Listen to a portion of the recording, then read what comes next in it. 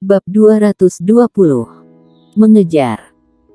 Thunder Eagle yang di atas, alih-alih gembira melarikan diri, wajah warrior yang sangat serius, dengan kekhawatiran yang kuat di matanya. Meskipun dia lolos dari kepungan pendekar hitam dan monster hitam, dia tahu bahwa masalahnya benar-benar dimulai. Di masa yang akan datang, tidak hanya pendekar hitam umat manusia yang akan mencari masalah dengannya, tetapi monster hitam dari kerajaan monster hitam juga tidak akan melepaskannya. Sekarang dia tidak bisa tetap diam. Tiba-tiba warrior yang tertawa kecil dan berkata, "Masalah ya masalah." Apa takutnya warrior yang? Ya, dia selalu berpikir bahwa ada tekanan untuk memiliki kekuasaan. Sekarang, kerajaan monster hitam dan pendekar hitam umat manusia harus membuat pikiran mereka. Bukankah itu banyak tekanan? Dalam menghadapi tekanan ini, dia, warrior yang, harus mencoba yang terbaik untuk meningkatkan kekuatannya. Jika tidak, itu adalah pertanyaan apakah dia bisa hidup atau tidak, apalagi bertarung melawan istana bunga. Di bahunya, macan tutul ungu itu mengusap pipi warrior yang dengan kepalanya, jelas itu mendukung warrior yang. Beralih untuk melihat macan tutul ungu, warrior yang berkata sambil tersenyum, "Bocah, kamu sangat kuat sekarang." Adegan barusan tidak hanya mengejutkan pendekar hitam manusia dan monster hitam dari monster hitam, tetapi juga warrior yang. Meskipun dia telah melihat macan tutul ungu mengintimidasi kelompok monster hitam sebelumnya, kali ini berbeda. Perlu tahu, semua monster hitam itu adalah level pemenang, dan grup level pemenang monster hitam itu bahkan tidak berani melawan di depan si kecil. Tekanan darah ini benar-benar mengerikan. Macan tutul ungu berkedip dan kepalanya bergesekan dengan pipi warrior yang. Warrior yang tersenyum dan hendak mengatakan sesuatu. Tiba-tiba, wajah warrior yang berubah dan berbalik untuk melihat ke belakang. Dia melihat titik hitam datang ke arahnya ratusan kaki di belakangnya. Titik hitam itu sangat cepat.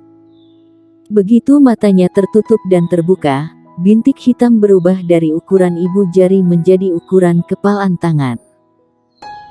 Melihat adegan ini, mata warrior yang menyusut, karena orang ini setidaknya adalah kekuatan monster level spirit hitam atau alam spiritual.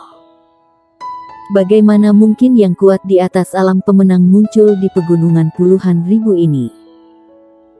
Warrior yang sangat bingung, tetapi dia tidak punya waktu untuk memikirkan masalah ini, karena dia memiliki hal yang lebih penting sekarang, yaitu melarikan diri.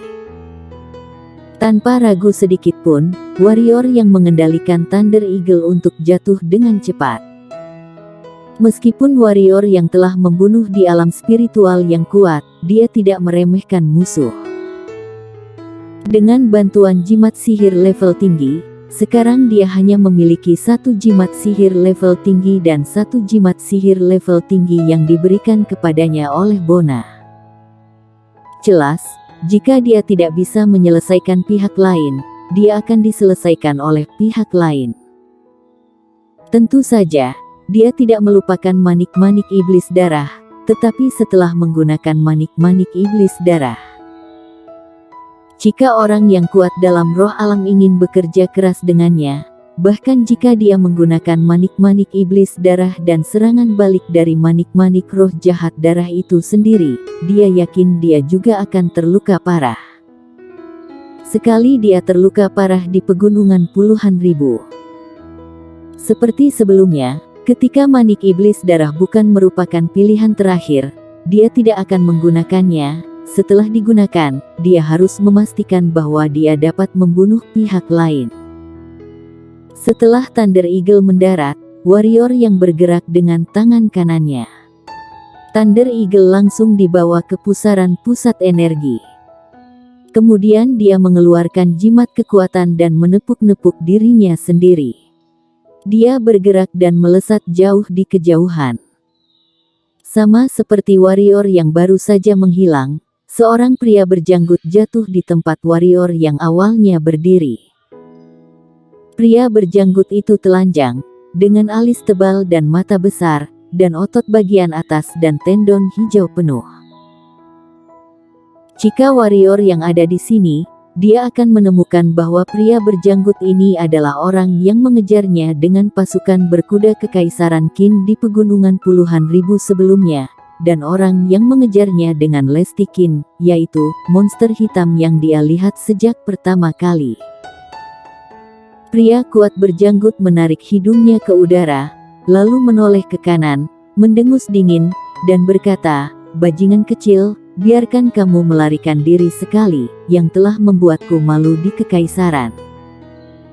Biarkan kamu melarikan diri untuk kedua kalinya, jika aku menangkapmu, dan aku harus mengulitimu dan membuat kamu kram," katanya, menggerakkan tubuhnya ke arah warrior yang terbang menjauh ke arah melarikan diri. Dengan berkah jimat kekuatan dan sepatu angin, kecepatan warrior yang masih sangat cepat, tetapi jarak antara dia dan lion terlalu besar, dan ada juga kesenjangan kekuatan yang sangat besar. Oleh karena itu, setelah berlari hampir 2 jam, jarak antara warrior yang dan lion semakin dekat, hanya ada jarak pendek 30 kaki, dan jarak ini masih menyusut. Warrior yang segera mengerutkan kening, karena dia menemukan bahwa selain kekuatan level spirit di belakangnya, ada banyak aura yang bergegas ke arahnya. Aura ini bukan manusia. Nafasnya berasal dari monster hitam. Saat ini warrior yang merasa ada yang tidak beres, logikanya tidak mungkin level spirit kuat muncul di urat pegunungan Qingyun, tapi sekarang sudah muncul.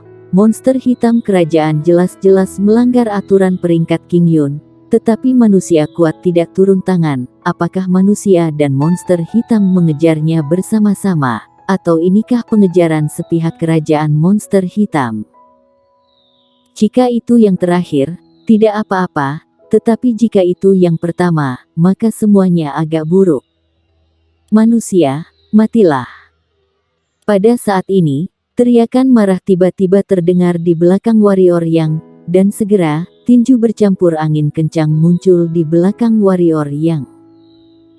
Wajah warrior yang berubah, dia berhenti tiba-tiba, berbalik dan menyerang ke arah tinju ini. Ping! Suara ledakan rendah bergema di lapangan, dan segera, warrior yang terbang langsung. Setelah terbang sejauh 10 kaki, jari kaki warrior yang menyentuh ringan di udara, dan kemudian berbalik ke kejauhan. Berkedip. Melihat pemandangan ini, kilasan keterkejutan melintas di mata lion. Jelas, dia tidak menyangka manusia di alam bawaan itu bisa kabur setelah ditinjunya. Perlu tahu, pukulannya sebelumnya setengah dari kekuatannya, dan pihak lain bisa mengambil alih setengah dari kekuatannya. Apa maksudnya? Mewakili manusia yang hanya memiliki kekuatan alam bawaan di depan kita.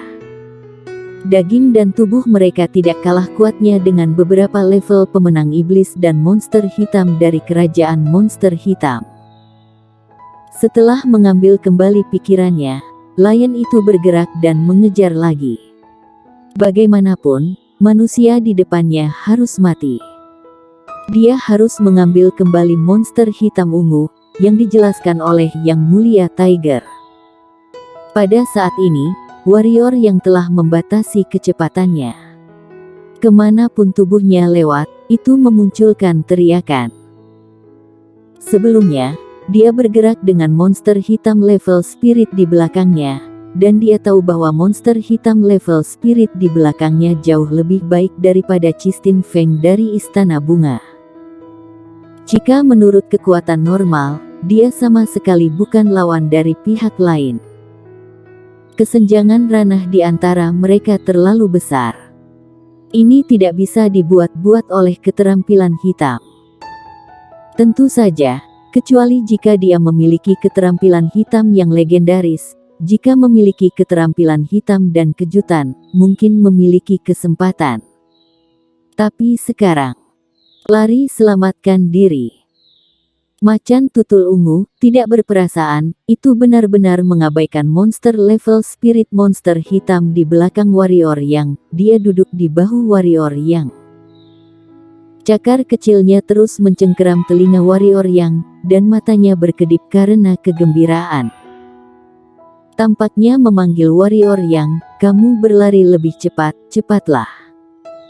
Melihat kecepatan warrior yang lebih cepat dan lebih cepat, Lion mendengus dingin, menginjak tanah dengan kaki kanannya, dan menembak dengan bantuan tanah. Pada saat ini, warrior yang berlari tiba-tiba berhenti, dan kemudian berbalik untuk menghunus pedangnya. Warrior yang tiba-tiba berhenti dan membiarkan Lion ganas itu menembak ke arahnya. Apakah bocah ini mencari kematian? Namun, ketika ide itu pertama kali muncul di benaknya, sebuah energi pedang melesat ke arahnya. Melihat pedang energi emas itu, ekspresi jijik melintas di mata Lion, dan tinju kanannya meledak. Ping! Sebuah ledakan energi terdengar di lapangan, dan energi pedang emas itu menghilang dalam sekejap. Melihat pemandangan ini, mata Lion lebih meremehkan. Namun, pada saat ini, sepertinya merasakan sesuatu. Mata Lion menyipit tajam dan akan berkedip menjauh dari tempat aslinya. Namun, itu masih agak terlambat. Tiba-tiba, sebuah aliran darah meluap dari tenggorokannya. Itu adalah pedang invincible dari warrior yang menyebabkan darah bercucuran dari leher Lion. Energi pedang sebelumnya hanya kedok. Inilah jurus pembunuh yang sebenarnya. Kali ini dia tidak melepaskan tangannya. Ilmu pedang dan pedang invincible, dia juga menggunakan jiwa pedang dan 5 elemen energi hitam, tetapi dia gagal. Karena pada saat pedang invincible baru saja menembus kulit tenggorokan manusia Lion menjepit pedang invincible dengan dagunya. Bersambung.